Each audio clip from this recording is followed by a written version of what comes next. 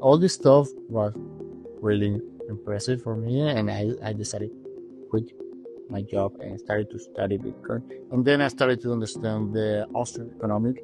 So I started to understand what happened in Venezuela, what happened here in Argentina in terms of inflation or all this money printing, all the stuff. Yes, I started to understand the technological part of Bitcoin, and I was shocked. I was thinking like, it's too good to be true.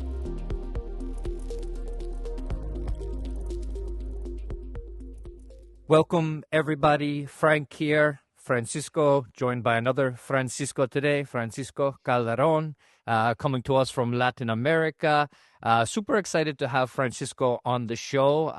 We had the Cuba Bitcoin team on the show a few episodes back, and I recently just did a piece on some of the work that's happening or with the Bitcoin research team in Bolivia, and Francisco's name kept coming up in these conversations. So I wanted to reach out to him also because I personally have spent some time in Venezuela. Francisco is from there originally, so we'll touch a little bit on Venezuela, but I want to focus more on the work that Francisco is doing with P2P technology, particularly with Mostro these days. And but let me stop it there for just a second. Francisco, let me hand the mic over to you. Could you give a brief introduction of yourself, if you don't mind?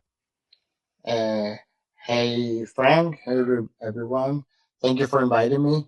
And well, I'm just, as I told you before, I'm a software developer. I have like more than 20 years working as a developer. But one day when I understood Bitcoin, I say I can't keep working as just a developer, and I want to move to work uh, on Bitcoin, on something related to Bitcoin, because I'm from Venezuela, and that shaped me. What this Venezuelan situation and political and economical situation shaped me as who I am right now. And I decided to do something with my skills as a developer to help people to that are happy, that can live situation like I did before. I'm still living in Buenos Aires, so I like inflation and all this stuff. Yeah, things are maybe a little bit better than they were in Venezuela, but Argentina has its own inflation issues for sure. Can you take us a little bit through that journey? So you've been in the FOSS, the free and open source software space for I think like 20 years at this point. So doing things before Bitcoin. As you said, you were inspired to work on Bitcoin once you understood it. Did you come to understand Bitcoin while you were still in Venezuela? Yeah, I had a long time, since more than 20 years working with open source, and we long time before in 2000 we were doing events showing to the people how important is open source for society. At that time, people didn't understand much because software was not that everyone have direct contact. But right now with mobiles and smartphones, it's easier to explain how important is the open source. And I, of course, I'm linked to technology and open source and all this stuff. I knew about Bitcoin, but I was at that time in Venezuela, I was thinking like, this is too good to be true.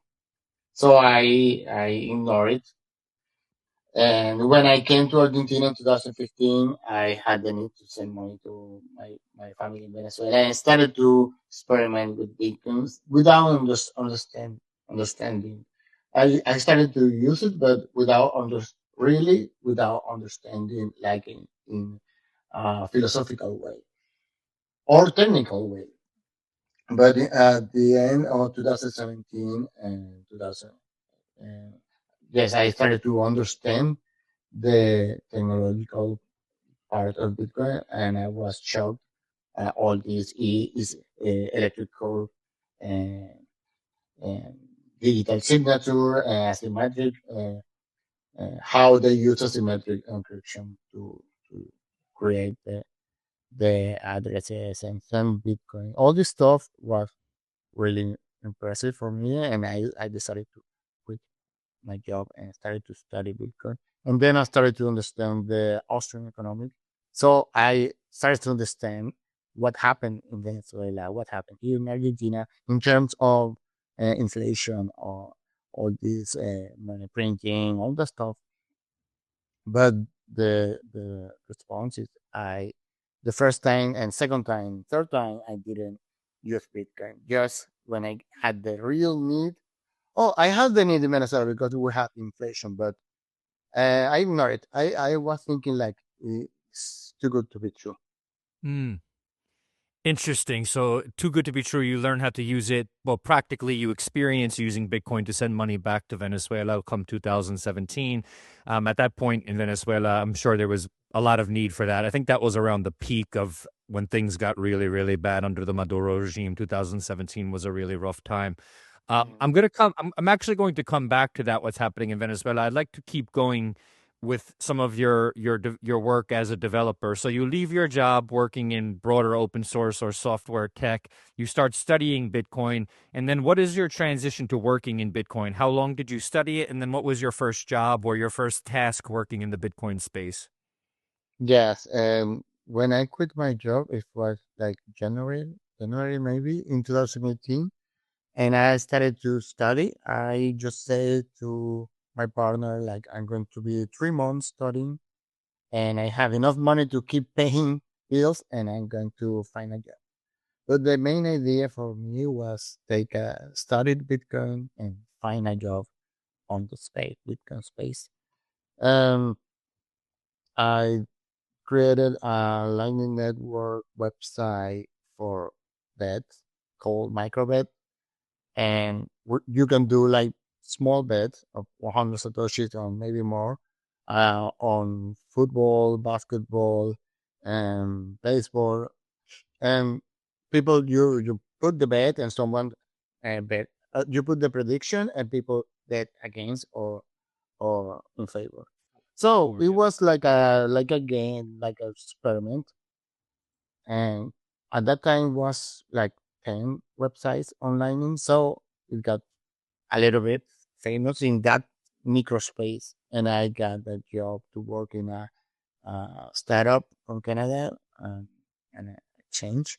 So I started to work with them on working on their Lightning part. So that was really good because I kept learning about Lightning and earning money on Bitcoin and keep there and doing stuff at the same time doing open source stuff, ideas or experimental stuff. So that helped me to keep going and keep learning and keep doing stuff on Bitcoin. Yes. That's so something more for fun than anything. You weren't necessarily creating like a Lightning wallet or something. You were doing something almost like a little bit of a game online with the technology. That's very cool. And what year was that again, if you don't mind just reminding me? That was in like in maybe April of 2018 was Microbit Okay. or yes, something like that. And yes, time happened, passed, and I was started to work with for 1 year with RGB, and this the protocol. Yep. And then I started to work on LNP2P Bot. I I, Mm. I had people from Venezuela asking me, uh, we have, they told me we have the need of sending because in 2017, 18 was a huge problem there in Venezuela. And then they were using local Bitcoin to send, if people in Venezuela were using local Bitcoin, but local Bitcoin closed. So in 2020, they came to me asking me if there is a way of do something like a local Bitcoin on Telegram because we have a Telegram group where people started to say, "Hey, I want to buy $100. No, not much, like $50, $20." And people in Venezuela wanted to get Bitcoin. People outside want to send Bitcoin there because the people inside can send bolivares to their family. Yep. So it was a small community, and it was they can trust because it was a small community, but it started to grow. And they say we need to have some kind of escrow because we're gonna get more people and can get scammed. And I started to do experimental stuff because I had an idea of using whole invoices as an escrow. And this then we have a call with people from Lightning Labs. They were the first one who implemented the whole invoice, which is I don't know if you know technically, but it's a invoice that don't when you pay the creator of the invoice don't show you the payment, so the payment Okay. stayed like in a waiting payment. And so Understood. is yes, if see something happen, you have to cancel. It's like a failed payment. You don't have to send the money and send it back. So you you save the routing fees going and going back routing fees. Yep. And you also it's good because you don't have the money in reality. You have the money, but you don't have it. You need to settle the invoice. So it was a good idea. And we talked with them and they say, oh, yes, it's a good idea. You can try. And I started to do it on the Telegram bot and it worked. And we started like organically. Like I say, don't put much more money because this is dangerous, it's experimental. People started to put $50, $100. And we started to fix the bugs and working and grow a lot. To that today we have like more than 30,000 users. In monthly we have 1,300 users active monthly, and we have a lot of people using it. And it's a really good project. But the problem is on Telegram, it's centralized. So we don't know if some central Telegram is gonna close it someday, or we know that um, Maduro have some contacts with uh, Russian governments. Right. Also, he was in jail by France, and they've released him. And we suppose they have an agreement of sending information, having a chance because they put him in jail because he didn't want to keep information of the people. But now they release him, so we think we know he have an agreement with them.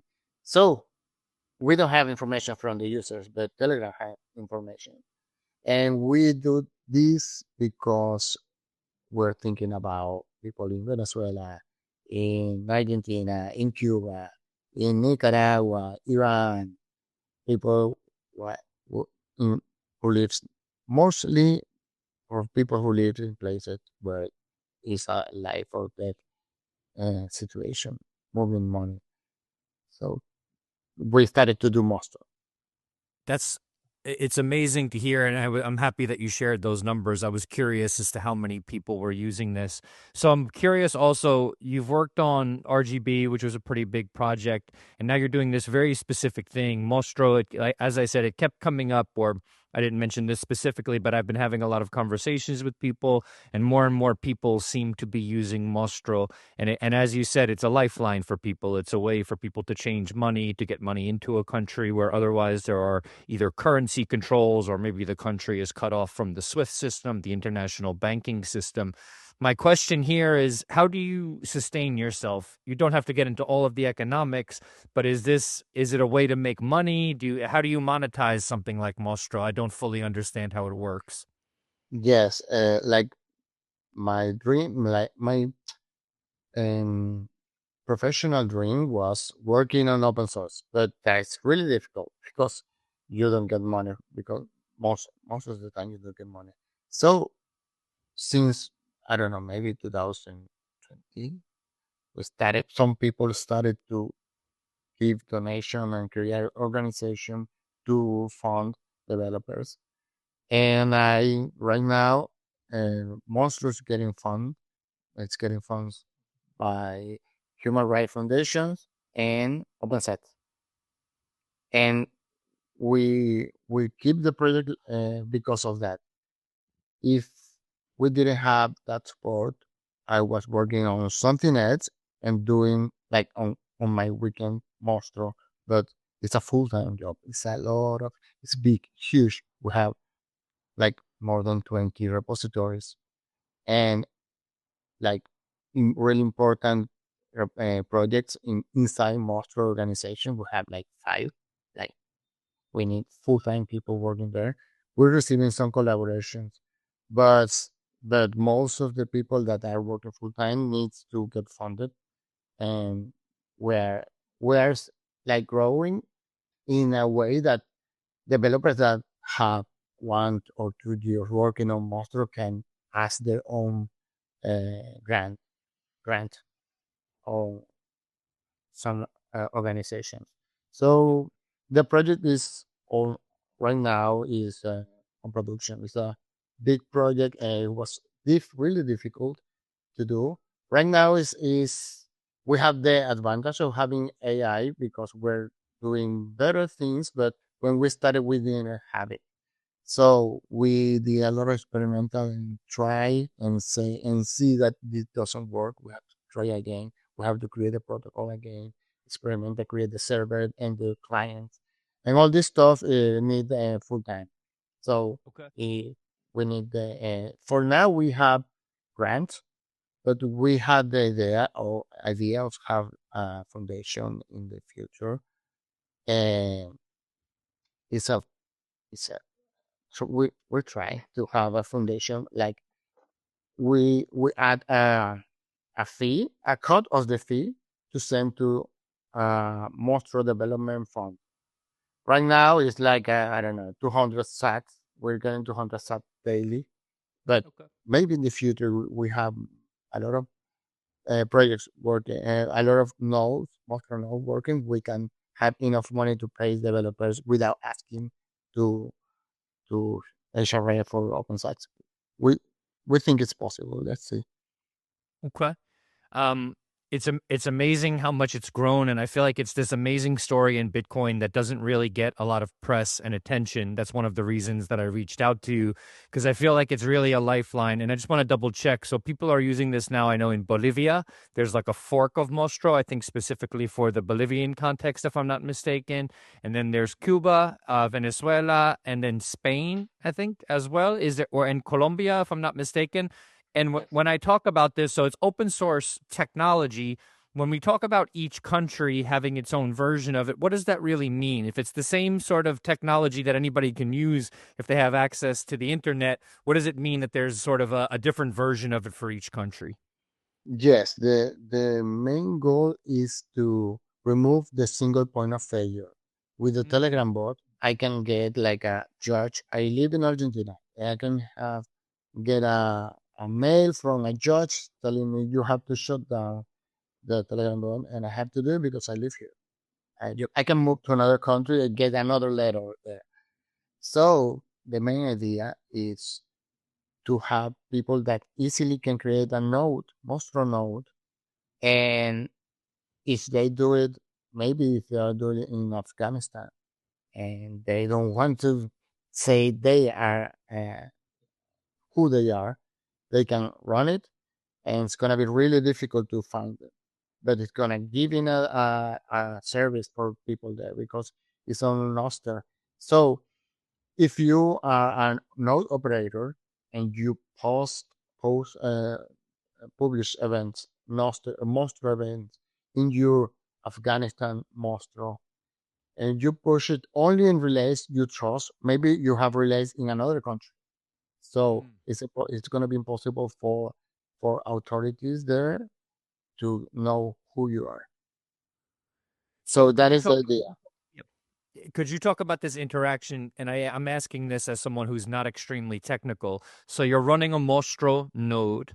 You have a Mostro node, and this is now intertwined with Nostr. And so you can publish. What are you publishing to the relays via Nostr? So you have the Nostro node. What's getting published to the relays? Clients that are using, let's say, the mobile app, they create an order or take an order and they send the message. A gift wrap event is a encrypted event to the relay directed to the node, Mostro node. the Mostro node get that message and publish the order in Nostr. So someone is a create is a new order. So someone can take the order but send an encrypted event to the Mostro.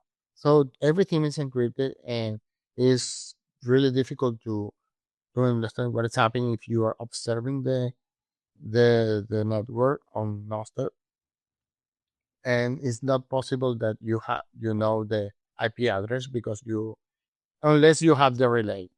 We think it's gonna we think governments in the future are going to create their own relays to to watch people's movement. But the main idea is to have different people running the node. So maybe in different geographical location, and people in their geographical location use their own node. For example, it's going to be really difficult for me to if I having a node here where I live and speak Spanish and English. If I have someone taking an order or creating an order from Saudi Arabia and they only speak Arab. So how I'm going to solve a dispute? So the main idea is to remove this centralization of the Telegram bot Mm. and giving tools for the people to create their own infrastructure uh, for free. It's open source. They can do whatever. Uh, and that's the idea. Amazing. Right now, I feel like there is this affiliation with Mostro in Latin America, in Spanish speaking countries. Is part of the issue that that's a linguistic challenge that people who are just speaking Spanish are using this because as you just said, the communication is in Spanish? And do you foresee people from other languages or people who speak other languages in other countries eventually adopting the technology as well? Yeah, probably it's because we have this Telegram group and many people speak in Spanish, but we're having people in Africa. So I'm interested, to be honest, interested in Africa and Latin America because we need it most.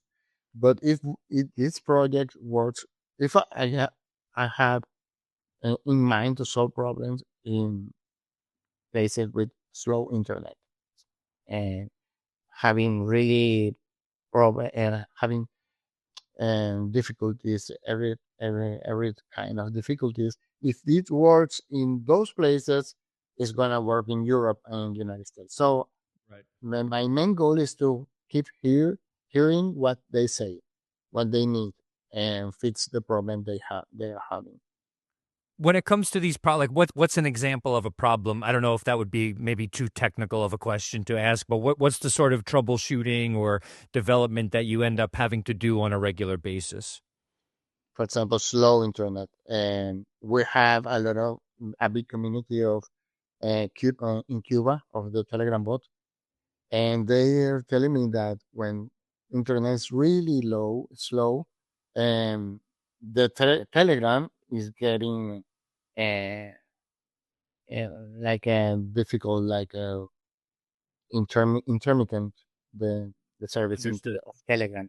But they told me like they're testing Mostro without internet and no without uh, energy, without power, and with 1 bar of mobile data, and they could do a whole operation on Mostro and in that really difficult situation. So we have small events on Mostro. They're encrypted twice, but still there are like 1K bytes, like 1,000 bytes, and those are is even if you have a slow internet, 1,000 bytes are good number, good size of package we send on Mostro. So is I think Cuba was the the let's say The the, most difficult situation that you've had to deal with, so most yes, challenging? the most challenging situation. So I keep focusing on Cuba and places in Africa where they have really slow internet, and asking to them, okay, tell me what's happening, anyhow can fix it, because it's like a extreme situation, and we wanted to see it working there. Okay. So you're building this for the hardest places to have it function. My first question that comes to mind here, please excuse me if this is not a very smart question, but is there any way that you see like a potential integration with Ecash, get something that can work offline, or is that something that's incompatible based on the technology you've developed? Am I not thinking along the right lines, I guess is my question. Or can Ecash become a solution here as well?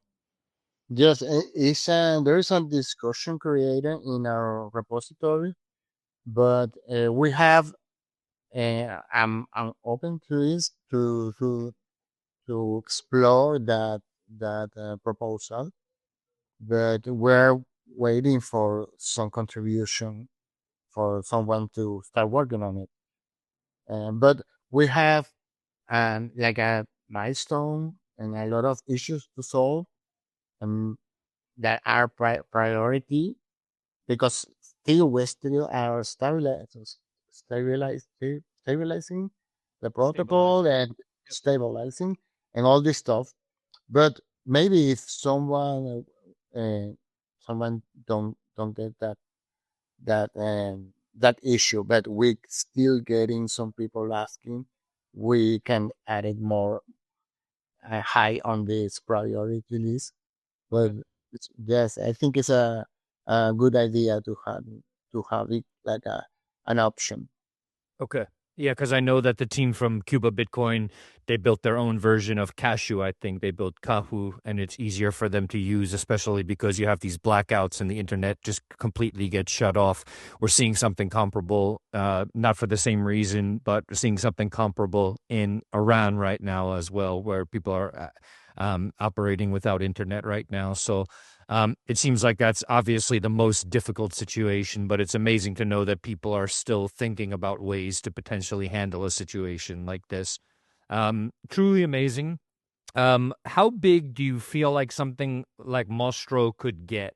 Meaning, is it something that only technical people or people who are technically inclined feel comfortable engaging with, or do you look to make it easier so that it's something that the average person thinks to use frequently? Yes, I don't know how big it's gonna be, but I hope to be an option some countries where they need it. But we have in mind constantly that our clients have to be for all people to use it. So it's more difficult for all people, or people that have not technical skills. Skills. If you see, I don't know if you try our mobile app. I have not. So Mostro Okay. mobile app. Yeah. Yes, we have it on App Store. We still are not gonna put it on Google Play, but we have plans. We don't want it, we want to this grow organically, because we're still uh, want to improve some stuff. But yes, the mobile I think we have a really good UX for mobile. Is there our main idea is to make it simple. For example, when you install the mobile app, we don't we don't ask you anything. Just a seed is created for you, and you have like a notification that never goes away until you back up. That's it. But you can, since the beginning, just open the app the first time and take an order, Hmm. and you Interesting. can select you can select your node, if for example the Bolivian node or Colombian node or the default node. But after you do that, you just can take an order and start working. And it's like just touching buttons. I think it's really intuitive. We can make it better, and we will, and we're just working on it. Amazing. So in terms of having it grow organically, and I can understand reasons why you wouldn't want to try to put it through like the proper app stores. Is it also, are we just in the early days of this technology and you just sort of, maybe it's misunderstood and regulators don't really understand it. So is it better that it sort of serves the population it needs to serve right now? Like a population that really needs this, as you said, as a lifeline versus trying to reach more people? Are you primarily just focused on making sure the people who need it most have access to it for the time being? Is that the correct way to maybe say what your focus is? Yes, I think I'm really not interested on Mostro be a big thing Okay. like in Europe. Everyone was using Mostro. I don't care. Yeah. Understood. I don't want. I think that is the way I don't want to run my own Mostro. We have the default Mostro node. We don't. I don't want to run it because I already am running the Telegram bot, and everyone knows I'm running the Telegram. And it's good that I live in Argentina, which they they are more relaxed with this, the authorities. But I know everyone in Europe is don't want to do that. Or maybe if they run a monster node, I'm gonna do it like a pseudonym, pseudonym, but Anonymously. Yep. pseudonymously. For example, I had this week I have a call with someone from London, community there, Bitcoin community, and they were keep asking me about if I know about the legal stuff or regulation on Europe. And I say, to be honest, I'm not. And I just wanted to work on the technology. That is because I I doing this for people to create their own nodes. But Mhm. I don't want. I just want to focus on building the technology and not running a node. I have one node because I I I need to have a default node right now. Right. But when we have like most stable nodes, like we know they're solid, I'm gonna remove my default node and leave it like you have to decide what node. We have a in the mobile app. We have a, a message to link to the people, like short message, like we're telling to the people the operator is the one when you are using this node, you are accepting you are under the rules of the operator. The code developers and the developers are not. We can control that. We are creating the tools for people. W- the thing we are doing now is creating something called Mostro Community, where we are helping communities, established community, Bitcoin communities, to create their own Mostro node. But we started this because we want to talk with the community, hear them, see we, what people are in their community, and see that they are like find out if they're real people or scammers behind our Right. community. Because with Monster, you can create. If you're a scammer, we know the scammer are gonna create their own monster to get people in scam. So the thing is, we created a mobile app, and we are adding all these communities that we know there are no scammer, but still we don't know. Yep. It's hard. Right. That's It's typical. hard, Yeah. yes, but I think there are more good things that we can get from this that one scammer, Yep. one bad, uh, I don't know, one bad situation. But I think we're helping more people than people that can get, uh, I don't know, hurt situation. Yeah. Yeah, I think that's a good way to look at it for sure. It's really it's remarkably exciting stuff. For some of I'm sure that on some level, because you're interfacing with people who are living in very difficult scenarios, let's just say Cuba, for example.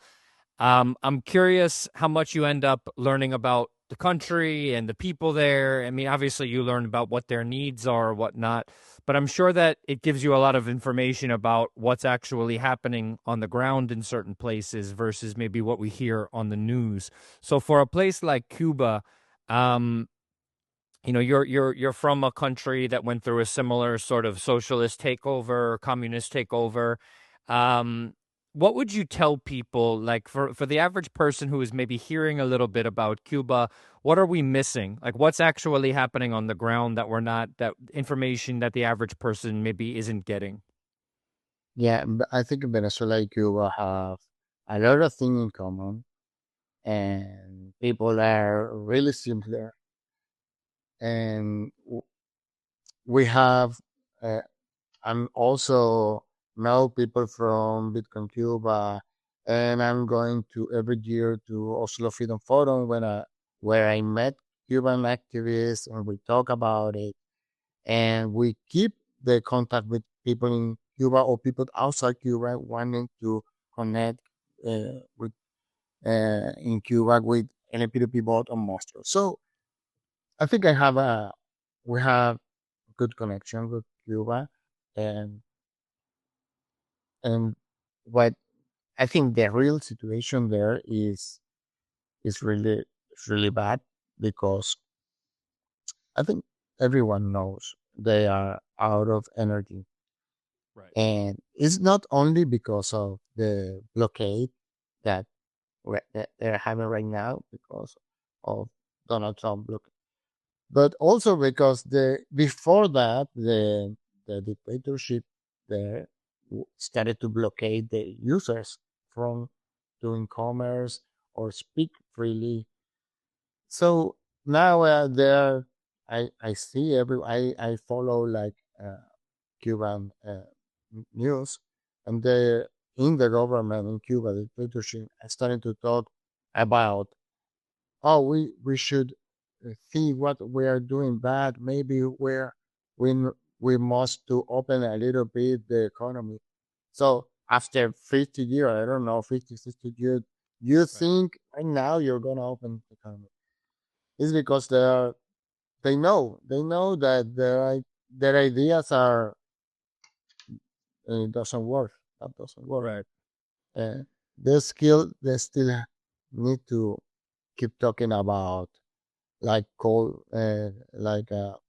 War and all this stuff because they It's need the yeah.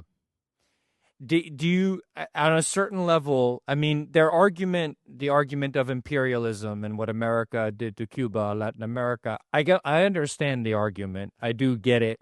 But I think what a lot of people miss is that they might be right in their argument, but it doesn't mean that they're right in doing what they're doing on the ground to their people because people are suffering in a really sort of heavy way.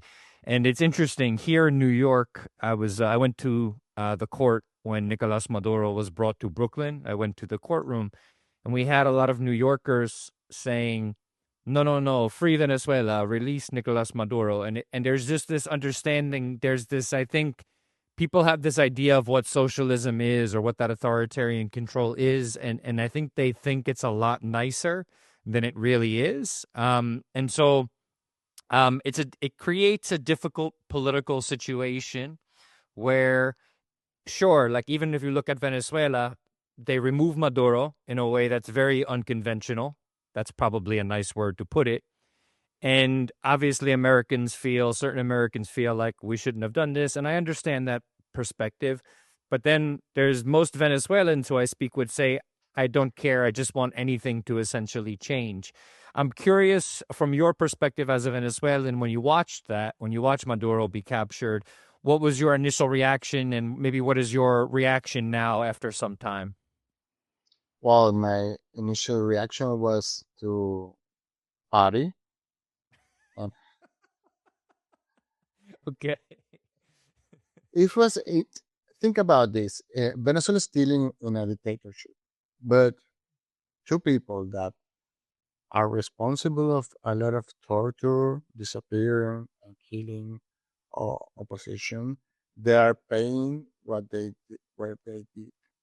So I think maybe it's not the justice we wanted because we wanted to like Venezuelan and court uh, judge them, but still it's justice.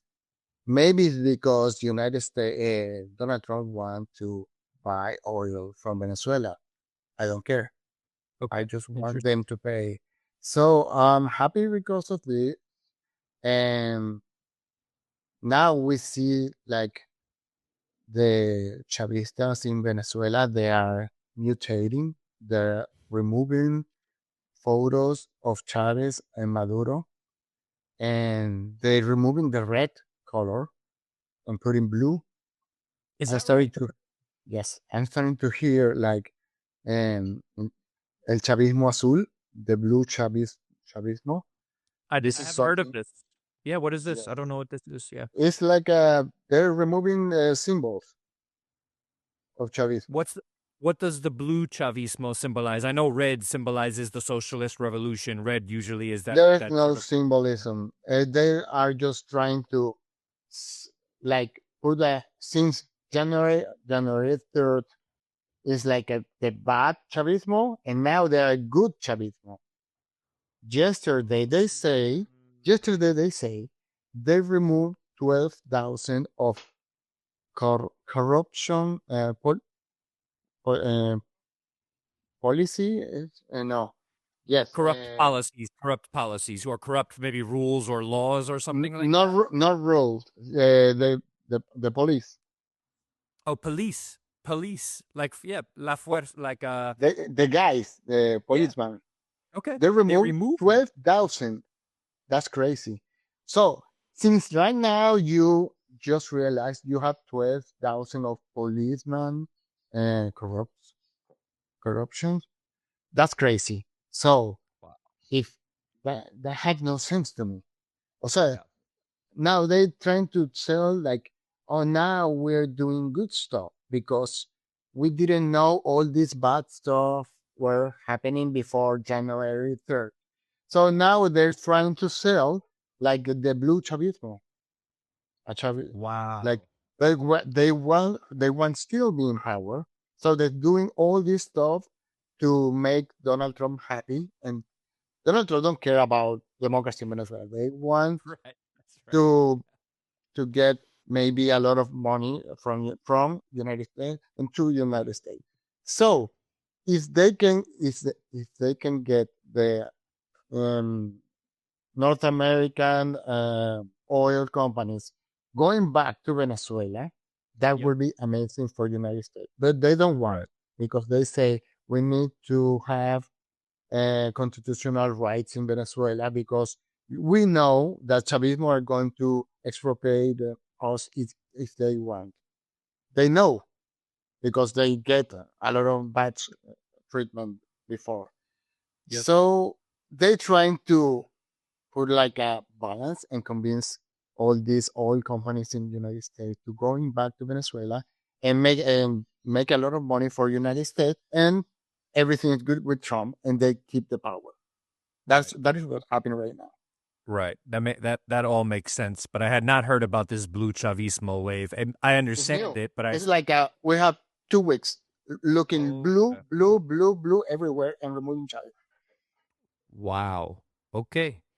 Um Absolutely wild. My last question for you is, you very much believe in open source technology. You obviously believe in Bitcoin, the Lightning Network, all of this technology that you build on and that you build with. Do you think that we will live in a world that, generally speaking, on a major level, gets better because of this technology? Now, I know it's getting better for the people you work with, small pockets of people who understand the technology, but does it end up having a huge global impact that benefits the average human being on planet Earth in your mind? Yes. Yes, definitely. I think I believe in open source everything in the world. To be honest, I after Mostro, I have in mind a project that I already started with a friend, but I have it like in pause right now, which is electronic voting system open source electronic system, which uses Nostr as a transport and authentication, and uses blank signature for keeping the secrecy of both. And we wanted to make like Mostro a set of tools for people to make their own elections. So imagine you have you live in a remote uh, town in where somewhere in the world, and you can decide like, okay, we have money right now, but we we can decide to wait for the government send us money or help us or organize election, or we have use that this open source tool for both, and we can, instead of elect someone for decide for us a mayor, we can put ideas.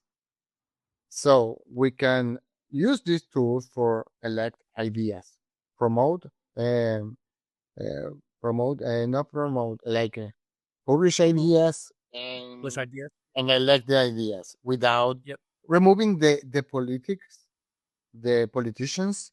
What I want is remove the politicians and make the ideas are where the central of the democracy. So So we can have tools for make easy and cheap people organize to organize themselves without having someone to decide.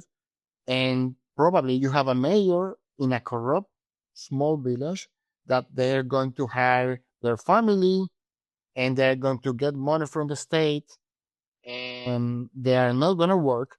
Or one day they're going to work, but all days they are not working.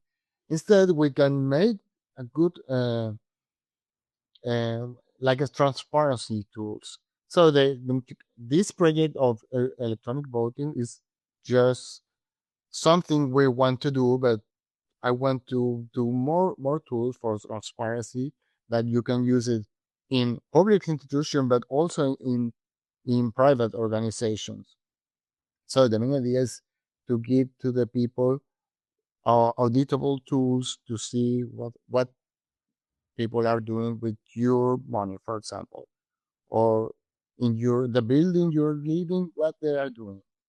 So I think it's only with open source we can do all these, and I am very positive of all the impact that open source can do for us. And now I think with AI is way easier to de- develop all this stuff and make it better. yeah, the average person. Are you a believer in vibe coding that the average person can start contributing to open source through different AI tools, OpenClaw, vibe coding, that kind of stuff? Yes, but there are we have to reinvent the way of we create software. So it's not only like you ask to the computer and just send a patch because you need to test it. Right. Now we're working with specifications. So we're using like uh, specification driven development, SDD. And if we teach this to the average people can be developers. Just create the good specification and test it and check it and see if it works, and then that can be accepted. But we're receiving some contributions of people that just s- put some question in ChatGPT and give us something that doesn't work. But we will get there. We will get to a point where people will know how to do good contributions using AI. Okay. Poco a poco, a little bit, one step at a time. Mhm. Francisco, this was a real treat. I hope to meet you in person, ideally, sometime maybe this year. I might be at the Oslo Freedom Forum. I don't know if you'll be there this year as well. Yes, But I'll be there. cool. Very cool. I think the work you're doing is amazing. And I appreciate you taking some time to talk with me because I know that you've given some presentations in Spanish. I appreciate you doing this in English because I think you're an amazing Bitcoin or an amazing open source developer. but your story and your name is not well known as it should be, in my very humble opinion. I think that you're incredible at what you do. And I think that it's very clear that what you do is very driven by the need for it and the ideology behind it. The fact that your first experience with Bitcoin was sending money back to your family in Venezuela, and now you help to facilitate things like this for people around the world, especially people who are living in some of the most trying, most difficult areas of planet Earth today. So, your humility and your decency, I think, is incredible. You were sort of like a myth in my mind. Like, is Francisco Calderon real? I keep hearing his name. Maybe he's just like, maybe I made him up or something. But you are real, and the work you do is very real. And it's been a pleasure to speak with you. You're really you're an amazing human being. Where can people follow what you're doing? Follow you on Nostr, X. Where can they find your work? Yes, people can find me in Master, and you can write Megrunch, and then So click I'm on gonna more. spell that for people who are listening. That's Yes, at Negrunch, H. Negrunch, And the same in Twitter, in X, the same thing. Negrunch. Perfect. Yeah. Um. Again, Francisco, thank you so much for taking the time Thank to you, do Trent. this. Yeah, the pleasure is all mine. I Thank look forward to meeting you in Nice person, to and meet and you. as yeah, all pleasure is all mine. And yeah, thank you to everyone for listening, and we'll talk soon. Everybody, take it easy. Yes. Bye. Thank you. Bye. Bye bye.